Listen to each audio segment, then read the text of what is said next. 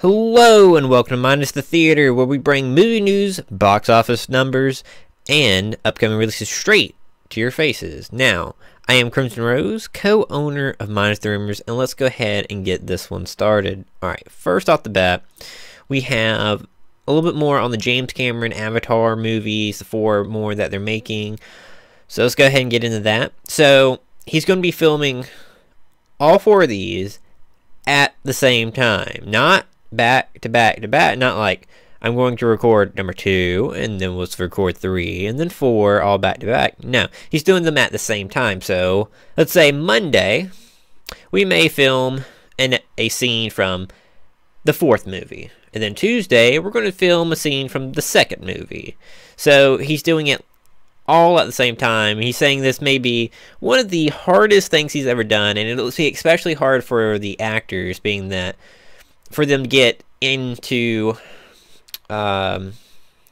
their persona that's like, no, this person is going through this phase of their life. So it's, you got a lot of jumping around with the script, being that they're filming 4 movies literally over top of each other. So it's pretty exciting to see how this goes, see if they can make it work. If they can, it'll be great. The only problem I see with this is, say you come out with movie number 3 and there's something that's not well received, or there's something that's greatly well received, that normally you would change the script a little bit for movie 4. So with this, you're stuck with, you can do reshoots, but it's kind of like, I don't know how I feel about it.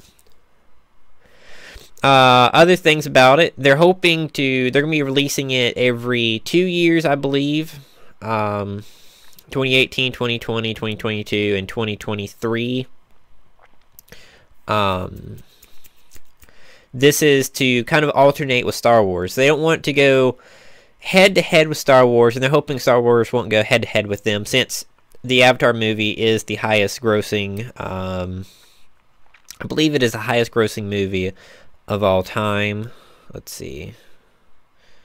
And then it's like the 2nd highest domestically after Star Wars. So, it's pretty exciting to see what they're going to do. It's pretty smart. They don't want to go head-to-head with Star Wars. So it's going to be interesting, these 2 franchises going back and forth, probably, really taking up the top 10 movies in America and the world for a while, and within record reasons. So pretty exciting. I don't know if many other producers and whatnot have done kind of this, filming them all not back to back but at the same time. So I'll let you know more when we find out a little bit more about that.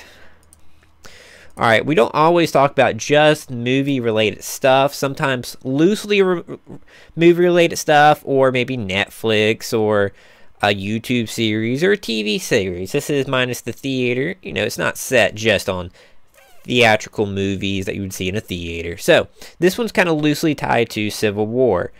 As we all know, the Civil War event in the comics for Marvel would basically save the franchise, and now it's being put into a movie. That movie comes out next month. Alright, so but in the comic book world, this summer we're getting Civil War Part 2, or Civil War 2. It's going to be a whole different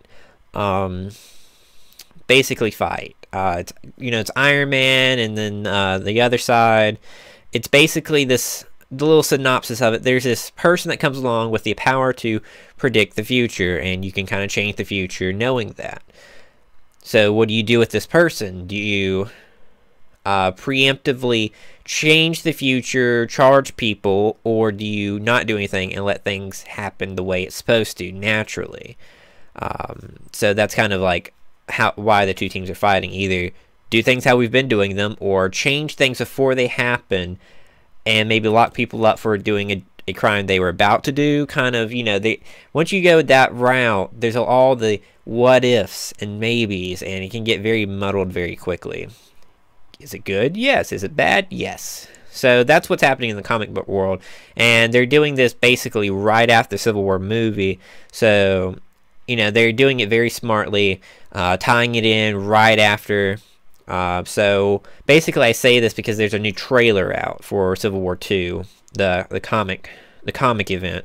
So you can watch the trailer, then possibly, you know, pick up the comics this summer. And this is, you know, it's loosely related to the movie. They're, you know, tying them in. The movie doesn't have anything to do with the comic event, but they're, you know, it's good publicity for the comic event. So, you know, if the comic does really good, maybe we'll see it in a movie. June 2016 is when you can pick up your first comic books on this. So be sure to check out the trailer. Alright.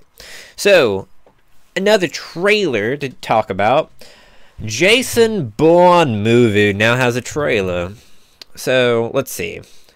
You know, there's the Jason Bourne trilogy. At this point, he has all of his memories back. And if you watch the trailer, it's like... they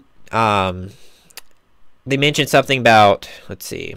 He has his memory back. Remembering everything doesn't mean you know everything.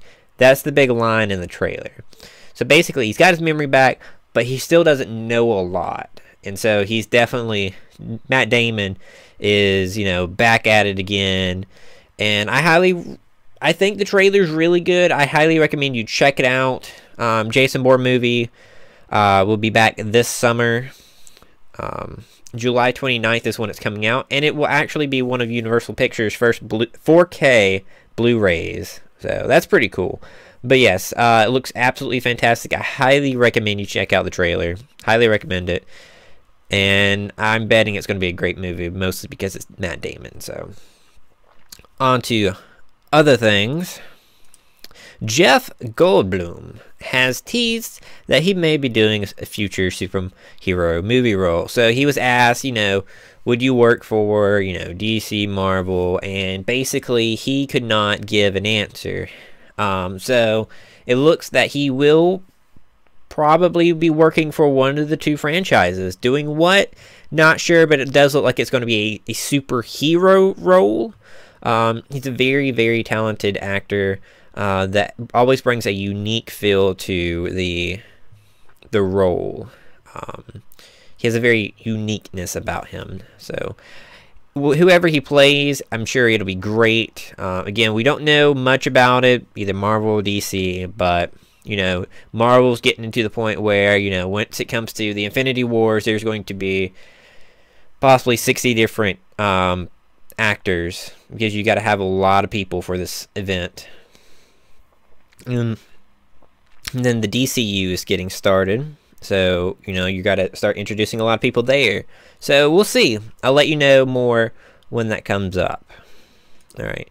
Unfortunately, this week was very slim when it came to movie news, so that's all we have for the movie news. Now let's jump into the weekend box office results. So, The Jungle Book, surprise, surprise, was number one, grossing $103 million, which is ridiculous. Broke all kinds of records in India. I believe it's their highest grossing movie in India. From a Disney, definitely for a Disney movie. But it was well received there. The Barbershop Next Cut grossed $20 million, came in number 2. Number 3, The Boss, which was last week number 1 with $9 million. And just to go ahead and throw this in, usually we do the top 3, but number 4 is Batman v Superman: Dawn of Justice with $9 million. So still up there in the top 5, but has been slipping in numbers. All right.